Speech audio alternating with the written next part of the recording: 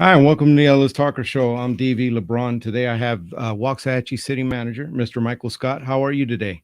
Oh, fantastic, DV. How you doing? I'm good. So right now we're running through budgets, and it's that time of year for all the local governments. So I wanted to get you on, and kind of talk about that, about what's going on, what the proposal, because I know that nothing has been voted on. We're on workshops, so nothing is official.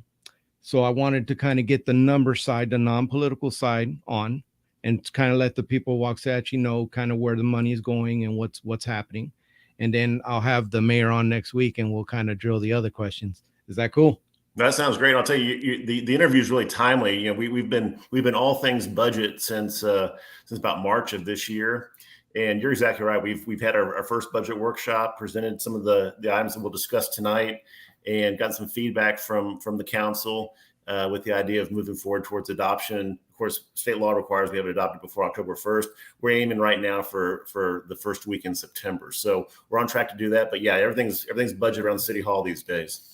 Yeah, it's all budget, and I know it. I'm trying to, if possible, I'm trying to cover Waxahachie. I'm trying to cover Midlothian, and I'm trying to get to the school boards if possible, because that's another one that affects everybody. So I wanted to go ahead and go. You had given me a little presentation, and I wanted to go ahead and put it on screen. Bear with me, folks. It's technology. Sure, let's see. I wanted to put it on screen and kind of let you go through it for the people of Waxahachie, because it is a mammoth thing. I actually tried to kind of go through it myself, and well, it's not like a regular house budget. So I'm going to go ahead and give you the floor and let you talk about it. Okay, fantastic. So the presentation that you're showing here is actually some excerpts from our first budget workshop, which was held back in June. And really, at that point, a lot of the numbers are preliminary. We've gone through the process of meeting with the department heads and kind of vetting through some of their requests and some of the needs for the coming year. So you'll see some of that. But also, really, what's preliminary also is the revenue numbers, right? So in June, you've got about 8 months worth of data from sales tax. You also have preliminary numbers in the way of ad valorem and values. The appraisal district by law is required to give us a certified roll by July 25th. So we weren't even at that point yet. So we just had preliminary numbers. So what we have to do to give the council is at our best projections at that point in time. Here's what we're looking at. So this first slide I think is actually a really cool graphic that has, frankly, it has a lot of information on it. I'll try to dissect it here a little bit for you and help you make sense of it. But it's kind of how the entire general fund. I'm talking about just the general fund right now. So general fund funds basic services around the city. So police and fire, administration, human resources, finance, parks and rec. Just to name a few, those are general fund departments.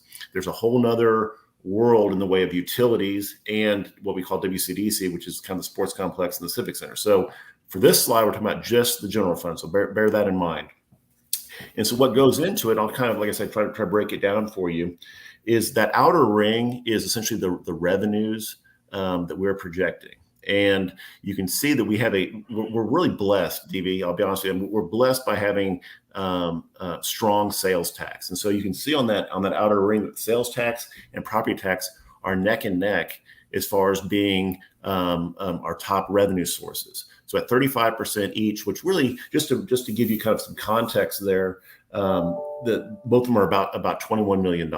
Okay, so 35% equates to about $21 million in the general fund budget, of which 21 million comes from property tax, and this year we're projected at about 21 million from sales tax, and that hasn't always been the case. So typically we've had ad valorem, or our property taxes, make up the lion's share of those revenue streams. Okay, it has dwarfed sales tax historically.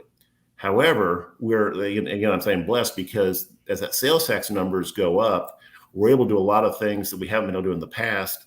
And essentially, it's money that people are coming into our community, depositing, buying things, and then going home, that we don't necessarily have to serve in the way of city services.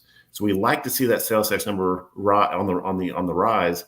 And thankfully, we've had fantastic returns from the state. In fact, last month we get a monthly sales tax report from the comptroller. Last month, we were up 14, I think it's 0.6% over the same time last year.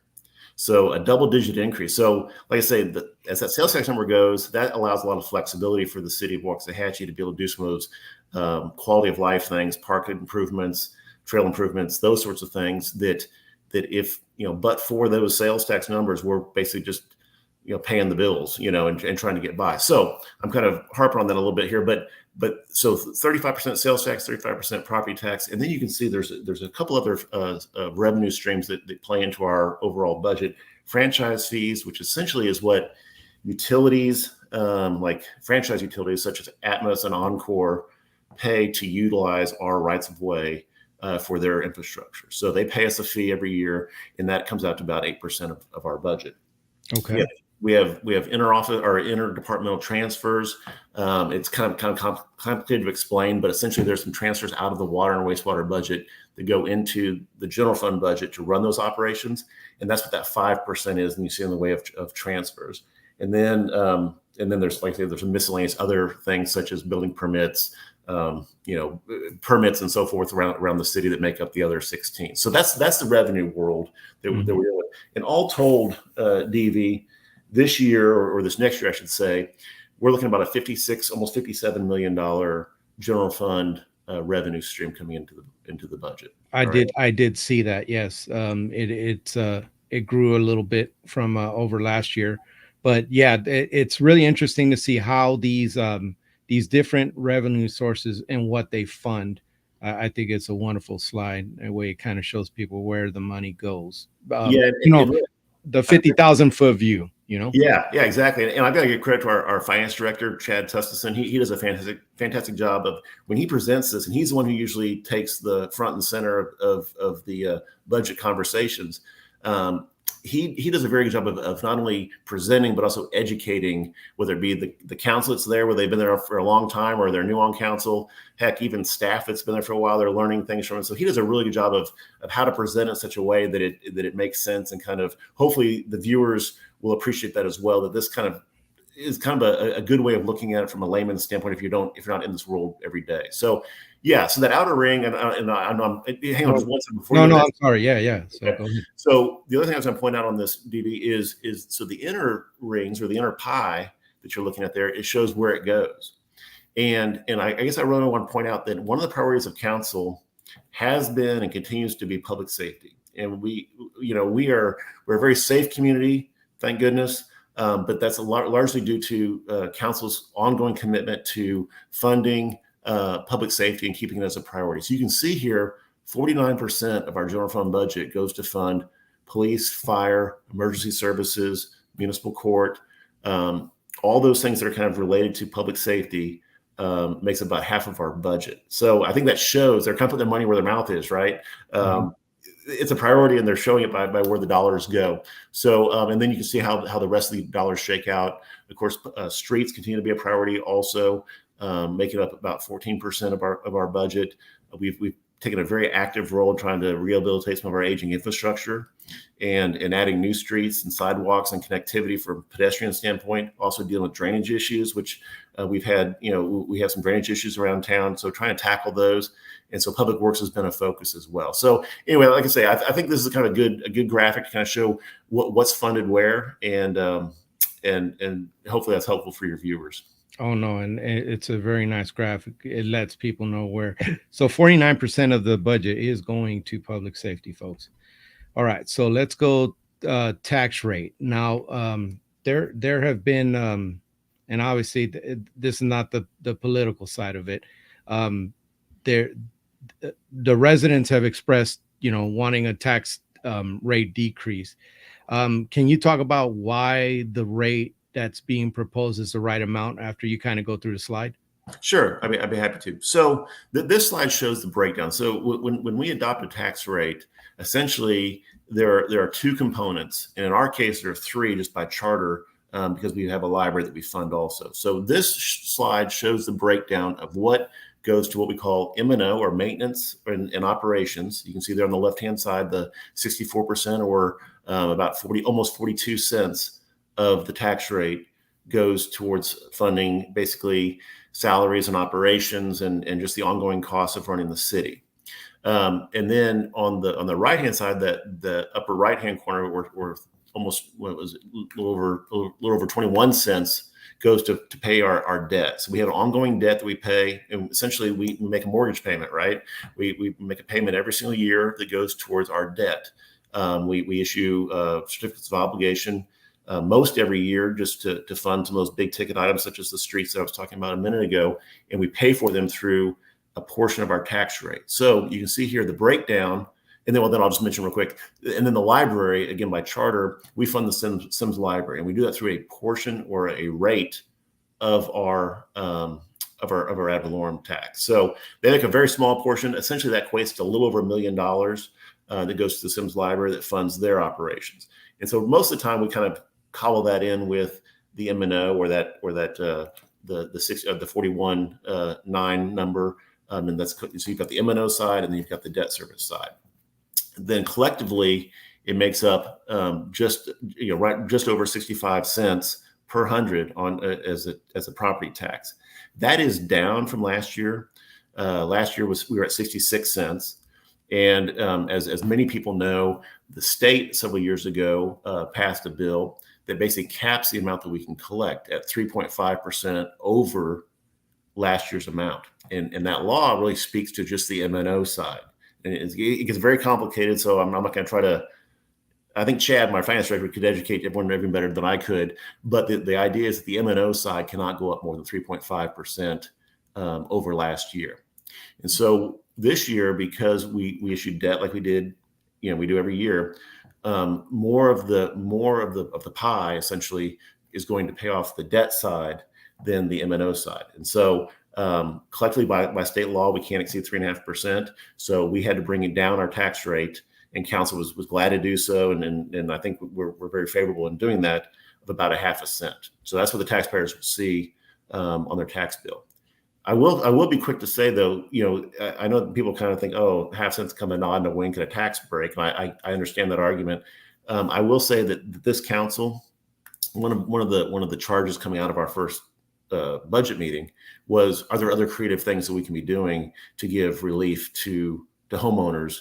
And we are, I just want to assure the viewers and yourself that we're looking at other opportunities. a lot of cities are looking at the different waivers in the way of tax relief, and I'm forgetting the word. But anyway, of their tax bill, that there's some exemptions that you can offer, that we're looking at maybe being able to do that. So I think that's something that's forthcoming. It's not something we can necessarily implement this year, but it's something that council does seem committed to want to offer some tax relief for our citizens.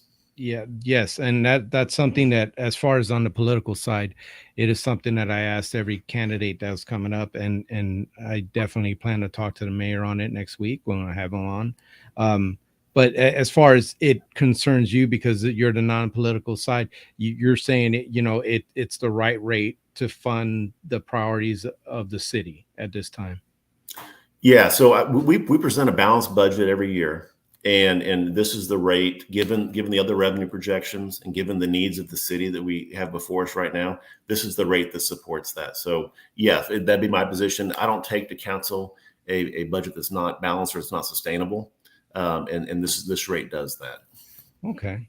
Are we ready for the next slide? Let's see. So I was looking at all of these, and obviously these numbers kind of, these are different. So that's why I have you kind of to explain it here. So I was looking at like debt service and the amount of debt that we're carrying. Can you tell me what kind of debt we're going to be carrying, and then we'll kind of break down what these are?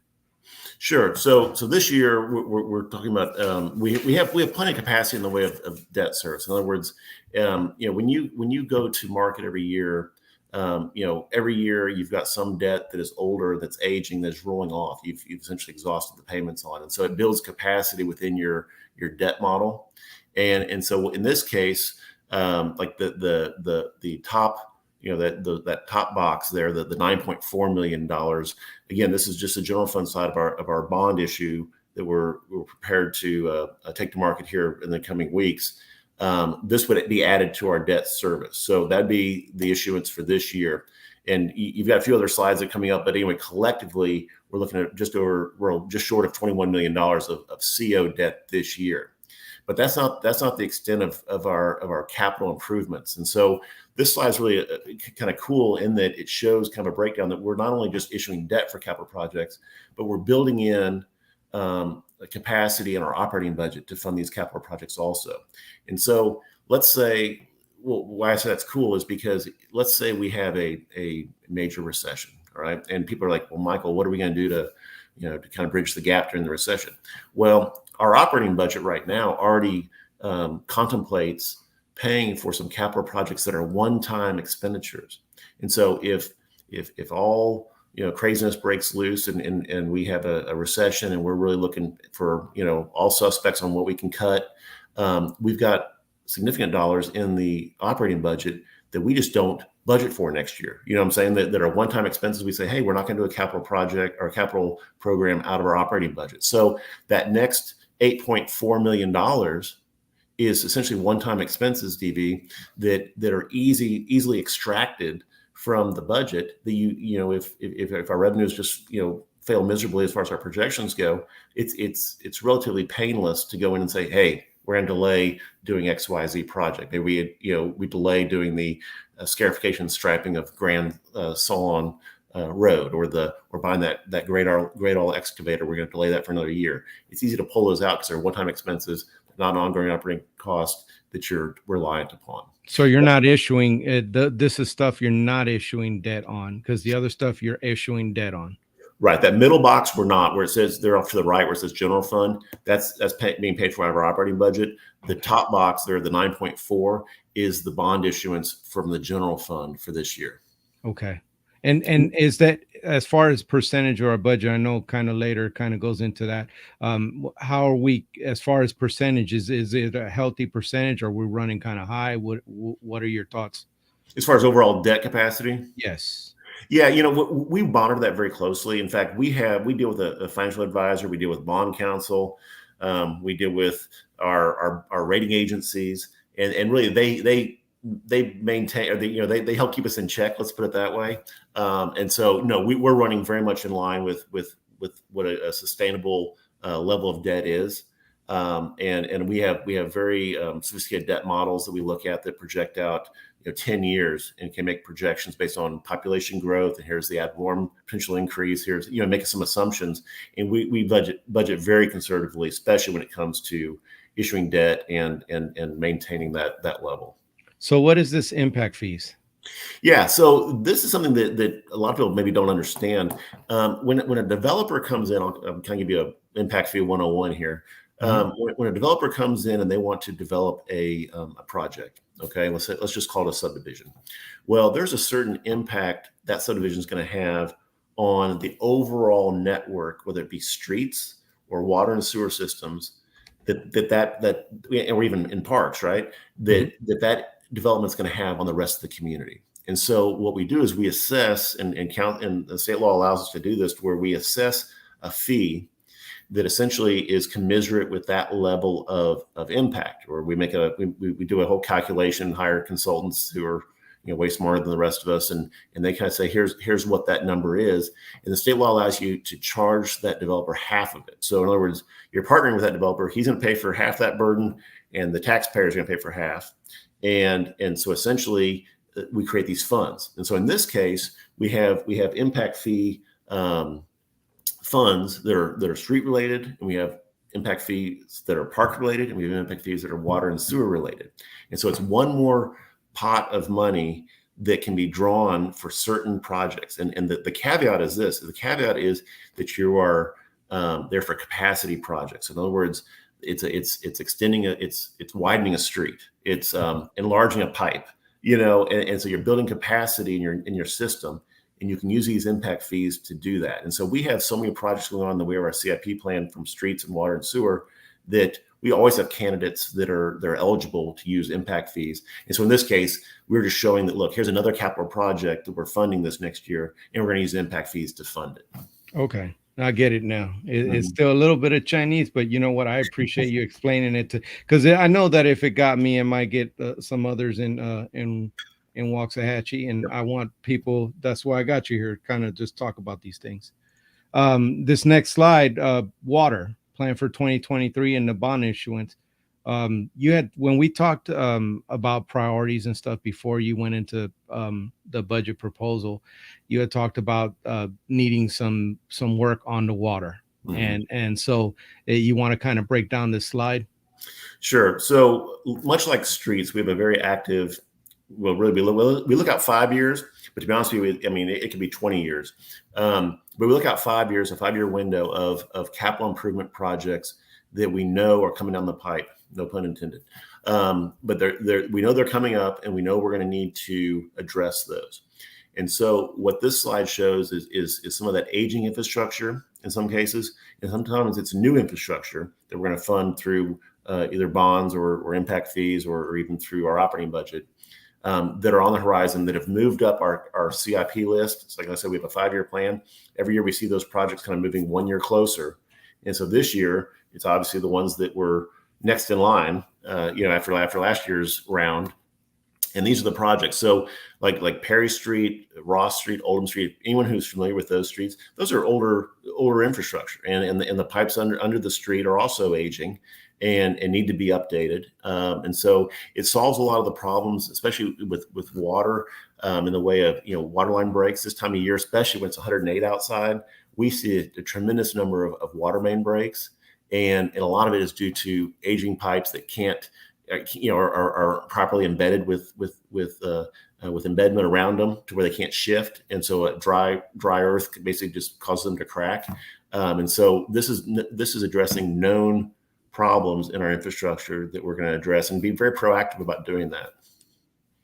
Okay. And I see that, is that 7 million on top of the other slide debt that we're issuing? So this is all, what was the total kind of debt that you were talking about? Yeah, it's 21 million. And that covers all three funds. So yeah, you're exactly right. So that's just put on top of the 9 million that we talked about the general fund. And we do, just for efficiency's sake, we go out to market one time a year. So we go out and we say, here are all the bonds we need to issue from the city of Wacahachie, and we're going to pay back some of them from our general fund. We're going to pay back some of them from our water fund. We're going to pay back some of them from our wastewater fund.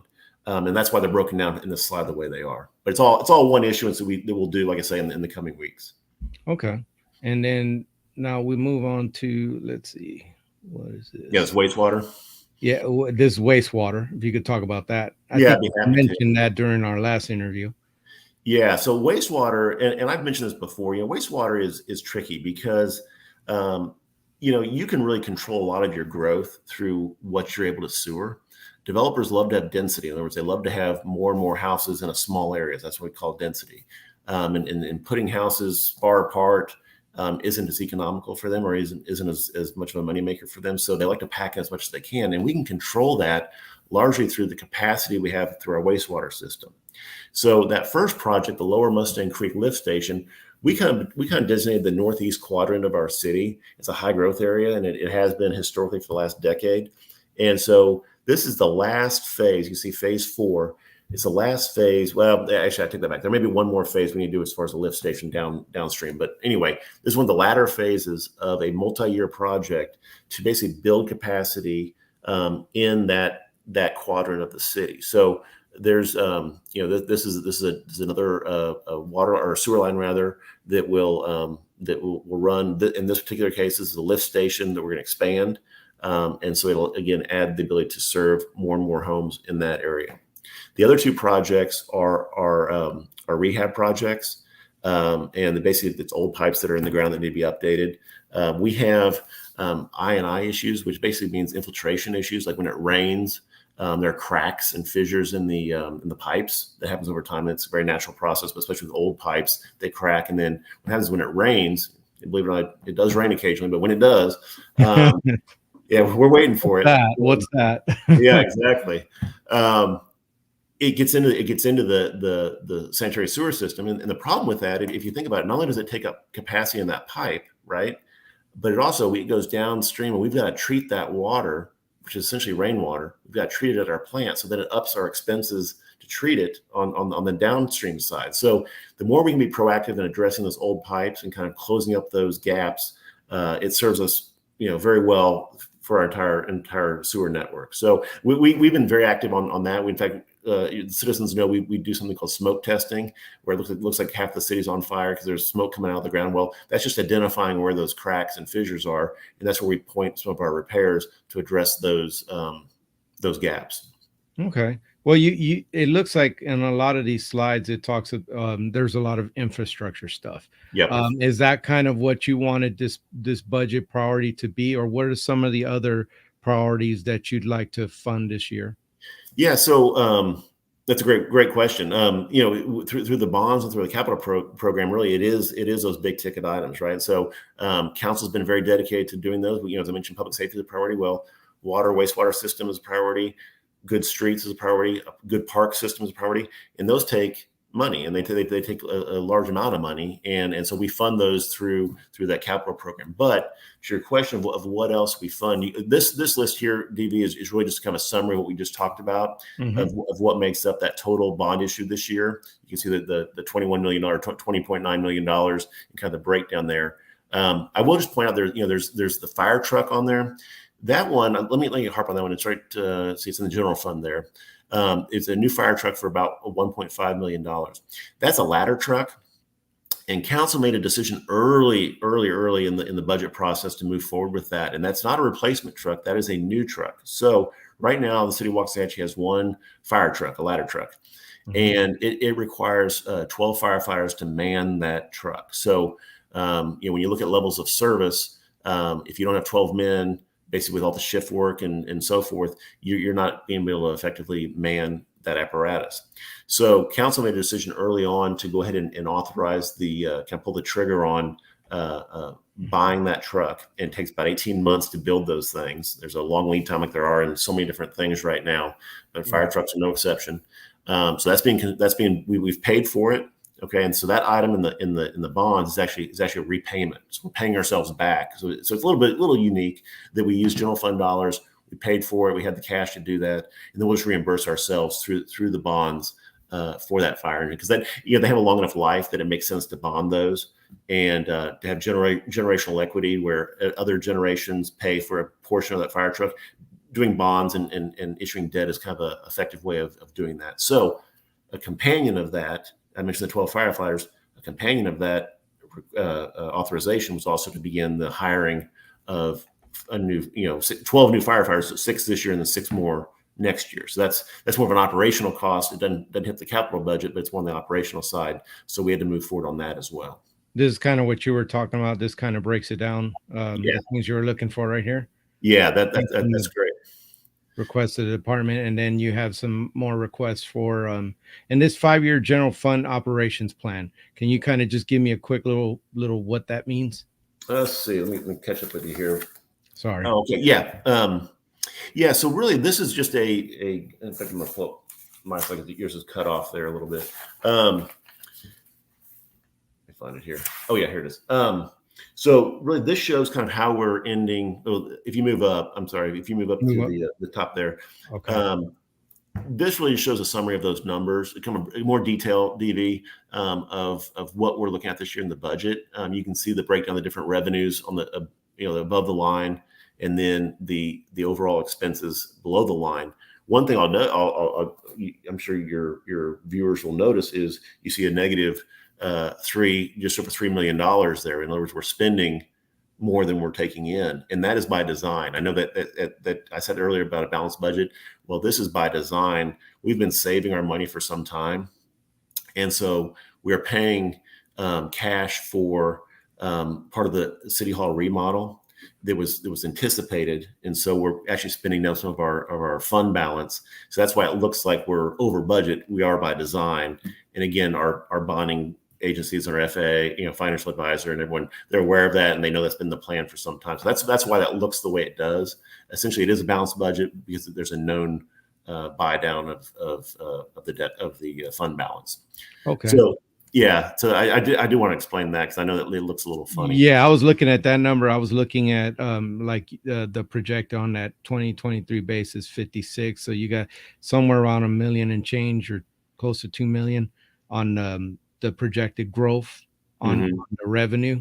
um, in total, and then you go down to expenditures, and I saw that 3 million. But on the previous years, like you have 12 million over here. Was that surplus or things we went into in a negative? Yeah. So what that is this year, a lot of those expenses actually hit the budget this year. So I'll give you for instance what made up that number is so we authorized the construction of the new fire station. All right, and we issued debt last year to about $5.5 million. Well, we went out to market, and we had some delays. Went out, got it repriced this year, and everyone knows what the economy's been doing and the cost of construction. Well, we had to sweeten the kitty by about $3 million to be able to continue to fund and move forward with that fire station. So that's why you see that $12 million is like it's a lot of those overruns this year that we've had to just pay to make up the gap of those projects. So I mean, all told, it looks like we spent $66 million this year, at least we're projected to. That's also funding a lot of that, again, buying down our fund balance by design, because it wasn't just the city hall remodel for next year, but it's also a number of things this year that we know we needed to do that they're also showing up in that $12 million. What's that city? Because I know that they'll be asked, what is that city? Because I thought we were building a new city hall thing going on across the street from you. So what is this renovation? So, okay, right now we're out of space at City Hall, and that was kind of the impetus to move forward with the which is now called the Charles Beatty Municipal Services Building. City Council approved that on Monday night, so it's no longer the annex; it's the Beatty Building. So we'll use that moving forward, and so because we're out of space at City Hall, we authorized moving ahead with the Beatty Building, and so all development services will move out of City Hall. Additionally, we've got some departments that are completely out of space. In fact, all the departments at City Hall right now are out of space, have no room for growth. In fact, we've actually delayed hiring people because we don't even have a place to put them. We also have some departments that are off-site. A couple of them that are out at the Civic Center that really ought to be downtown. And so the remodel money, DB, is really just to take City Hall after those development services folks move out and move across the street, and remodel City Hall to utilize the space effectively to accommodate those new departments to where they can now function and serve the public from the City Hall building. Do you oversee or do you foresee some major cost overruns with these projects? Because I know that we went over last year and there were some things that were by design. And then you mentioned there was like $3 million to sweeten up because of the way things are going. Do you project that going forward? Do you think that there'll have to be more money requests? You always hope not, right? In fact, I was almost late getting on this call. I was meeting with the architect related to that project, and I reiterated what the budget was. Because that's really the budget we need to stick with. So, I mean, short of inflation really getting to us, or construction costs continue to escalate at unprecedented levels, our intention is to stay within budget. Always is. And and really, you get to a point, right? I mean, we're fortunate because we've had some funds that we had some critical projects. We're able to still move forward with those critical projects because we had some fund balance. That day isn't always going to be there. You can only spend the money one time, right? And so at some point you say, is this project still viable given the new costs? And frankly, I mean, the answer may be no moving forward. I mean, we've like I say, we've used some of our fund balance by design, but it's not a bottomless pot of money though either. And so at some point you say you have to reprioritize and maybe take a step back and say, this project is out of sight in way of cost. And yes, we can wait a few more years and we make that decision. So we look at every project very critically and make sure that it's still of priority before we move forward, especially if it's projected to be over budget. Was there some things that you maybe pulled back on a little bit? Because I see like $7 million for that rental. Is that something that you had to come down on, or you kind of got that baked in and the project is moving? And what are some of the kind of things you had to kind of taper back on? Yeah, I mean, that one actually is a great example. I mean, I would love to have twice that for City Hall. I mean, it's an old building. The envelope of the building is in rough shape. I mean, you could easily spend twice that much money, right? And so, but we said no. That's a reasonable amount to fix the building, to renovate the space, to make it effective, and utilize it efficiently. And so that's our budget. Other things that I guess we pulled back on, DB, is like in the way of hiring personnel. I mentioned earlier that we've delayed some positions just because we didn't have a place to put them. We've also in this particular budget, you'll see a number of requests for personnel that basically they're funded for 6 months rather than for a full year. And part of that is logistically, but part of that is also just budget wise. We can wait 6 months and do have a mid-year position. This list does not represent all the requests. What you're looking at here is really what was above the line in the way of approval or recommendation from my office. Mm-hmm. There's a list just as long of those that were below the line that we said no. So this was the majors from the wish list from each department. Those are the priorities coming out of the wish list. Okay. So you're right. They present me a wish list, and we have to refine it and kind of meld it down to what's the priorities and what fits in the budget. So this represents that. Sorry, folks, I'm a government worker. That wish list is definitely a government term. So I'm just going to kind of, it's time to kind of wrap it up. We went a little long, but I really like to put out this information to the public. It looks like we have a lot of things that we have to get done. From that slideshow, it looks like you prioritized a lot of things that we talked about as far as the roads and stuff. And then there's other spending going on. I saw that, we talked about the tax rate at 60, what is it? 65.5, right. Half a cent cut. And you believe that this budget is going to meet the needs of the city? Yeah, I do. And in fact, that's one of the charges of the city manager, is to present to council a budget every year. And that's something that's one of those responsibilities that is just paramount to what I do, because really it sets the tone for the entire, for the next year. It becomes our blueprint for how we move forward for the next year. And so, yes, we closely scrutinize those requests. We add things that we see that maybe a director doesn't see. We hear from the council as to what their priorities are and maybe what they're hearing from the public, and all those are melded together into that budget. And that's what we march forward with. And then, it's a matter of paring it down to make sure it all fits within the available dollars. Mr. Scott, what does 65 or 64 look like instead of 65.5? What does that look like as far as the budget is concerned? Yeah, it's a couple $100,000. So it's about $400,000 per penny, I believe was the last calculation I saw. And so it's material. It makes a difference. And here's the thing is yes, we have a fund balance, and yes, for 1 year we could probably say, we can stomach $400,000, right? And we could do that. The problem comes in as you look out and you forecast out those coming years. And then in your ability to maintain that rate, to do the things that the public wants. They want the amenities, they want the parks, they want grass to be mowed in the parks once a week or every other week. And all of a sudden those things start to slide when you don't have the available dollars to do those things. And like I say, for 1 year or 2 years, you could say, we could get by with a penny less or whatever that number is. The problem is it's not sustainable long term. On serving our public the way that we've all become accustomed to, the quality of life that we all enjoy. And so, it does have a long-term effect. Okay. So it would be where you might have to raise it up next year just to make up for, but the other thing too is there's Mr. Scott, there's been a lot of talk about people needing property tax relief. And I know that the city is just one. The schools are the biggest chunk, and I'm hoping to have them on.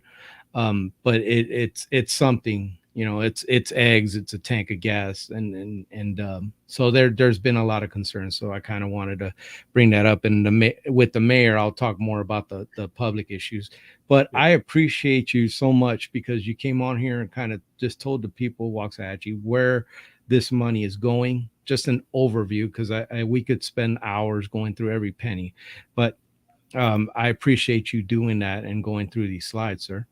No, I'm glad to do it. In fact, I appreciate the opportunity to do this because I know that, we're transparent. That word gets thrown around a lot, but we have nothing to hide at City Hall. If people have questions, I mean, I'm still a phone call away. People can get a hold of me or my assistant or finance people, and we like to explain these things. I mean, I'd much rather answer the questions than have misinformation circulating, whether it be through social media or wherever. I'd be happy to have those conversations. So thank you for the opportunity to share with your viewers today. I appreciate that. I hope to have you on again one day. We'll talk about something. I know that more issues come up, and I appreciate your accessibility. You take care, sir. Can you hold on after this? We'll talk. Appreciate you. Thank you.